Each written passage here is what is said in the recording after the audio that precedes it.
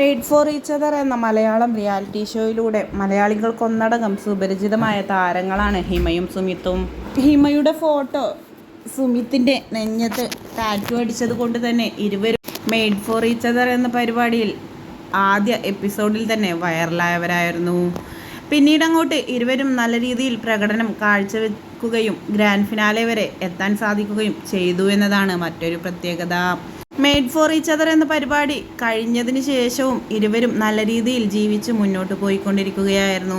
ഇപ്പോൾ കഴിഞ്ഞ 1.5 വർഷത്തോളമായാണ് ഇരുവരും പിരിഞ്ഞുവെന്ന വാർത്തകൾ സമൂഹ മാധ്യമങ്ങളിൽ ഒട്ടാകെ പരന്നു തുടങ്ങിയത്.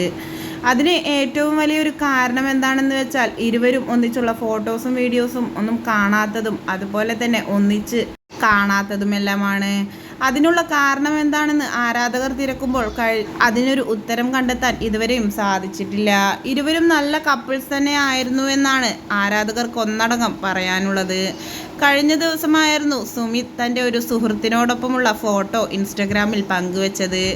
ആ ഒരു ഫോട്ടോക്ക് താഴെ നിരവധി പേരാണ് ഹിമയും സുമിത്തും നല്ല കപ്പിൾസ് ആയിരുന്നു എന്നും ഇരുവരും ബന്ധം തുടരണമെന്നും പറഞ്ഞുകൊണ്ട് എത്തിയിട്ടുള്ളത്.